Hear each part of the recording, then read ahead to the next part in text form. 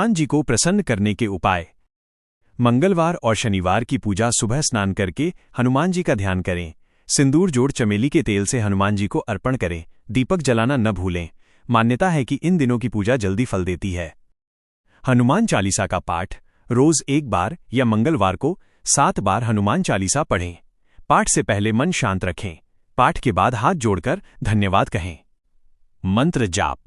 सरल और शक्तिशाली मंत्र ओम नमो भगवते हनुमते नमः 108 बार जाप करें। जाप के समय ब्रह्मचर्य और शुद्धता रखें। भोग और दान।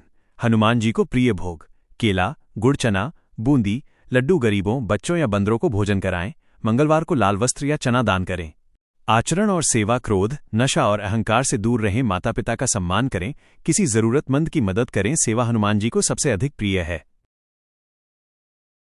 दिया है। कथा हनुमान जी और भक्त वीर बालक असंभव को मुमकिन करना। एक छोटे गांव में एक बालक रहता था। नाम था अर्जुन।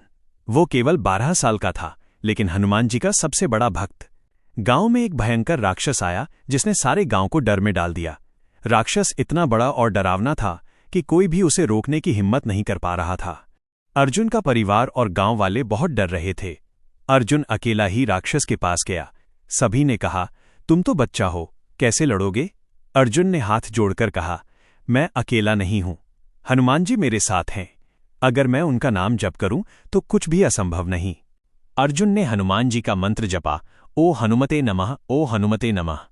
अचानक आसमान से हनुमान जी प्रकट हुए, विशाल और शक्तिशाली। उन्होंने अर्जुन को अपने हाथ में लिया और राक्षस को पकड़कर गांव के बाहर फेंक दिया। गांव वाले दंग रह गए और बालक अर्जुन को और हनुमान जी को देखकर सबकी आंखों में श्रद्धा और विश्वास भर गया। निष्कर्ष, संकट चाहे कितना भी बड़ा क्यों न हो, सच्ची भक्ति और विश्वास से हनुमान जी हर मुश्किल को आसान कर देते हैं।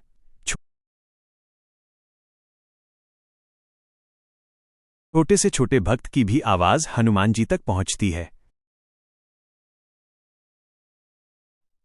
लंका के दुर्ग में रावण के चक्रव्यूह के बीच एक ऐसी जगह थी जहां लोगों के लिए रहस्य और भय का जादू था। कहते हैं कि वहां एक पुराना मंदिर था जो कभी किसी ने नहीं देखा और जिसे सिर्फ सच्चे हृदय और भक्ति वाले ही देख सकते थे। राम जी और वानर सेना को सीता माता को सुरक्षित निकलना था, लेकिन ये मंदिर उनके रास्ते में एक रहस्यमयी रुकावट बन गया। तब हनुमान जी ने ओज बढ़ने का फैसला किया। जब वो मंदिर के पास गए तो वहां का दृश्य अजीब था। धूप इतनी तेज और धुआं इतना घना कि कोई भी नॉर्मल व्यक्ति वहां से गुजारना नहीं चाहता। वानर सेना पीछे रुक गई, लेकिन हनुमान जी ने अपने मन को शांत किया। उन्होंने सोचा, डर और संकोच से कोई काम नहीं होता, राम भक्ति ही मेरा मार्ग है। मंदिर के अंदर घुसते ही उन्होंने देखा कि हर कोना रहस्यमयी सिंबल्स और पुराने लिखावटों से भरा हुआ था। ऐसा लग रहा था जैसे हर छोटा कदम एक परीक्षा हो। मंदिर के बीच एक छोटा सा शिला चमक रहा था। शिला पर लिखा था, जो सच्चा हृदय और राम भक्ति रखता है वही इस रहस्य को जान सकता है। हनुमान जी ने धैर्य से शिला को देखा और अपने मन को केंद्रित किया। उन्होंने सोचा, ये शिला सिर्फ एक पथ है, असली शक्ति तो मेरी भक्ति में है। और जैसे ही उन्होंने शिला को छुआ, वहां से एक तीर की रोशनी निकली, जैसे मंदिर के अंधेरों को तोड़ते हुए ऊपर उठ रही हो। तीर ने मंदिर के सब अंधेरों को तोड़ दिया। रावण के चक्रव्यूह के जादू से जो भय फैला हुआ था वो सब मिटा दिया। वानर सेना हैरान रह गई। उन्होंने पहली बार देखा कि हनुमान जी सिर्फ अपने साहस और भक्ति से बिना किसी शास्त्र के किसी भी रहस्य का सामना कर सकते हैं। और वही रहस्यमयी शिला और उसका तीर एक शिक्षा दे गया, जो हृदय से सच्चा और भक्ति से संपन्न हो, उसके लिए कोई भी अंधेरा या रहस्य नामुमकिन नहीं।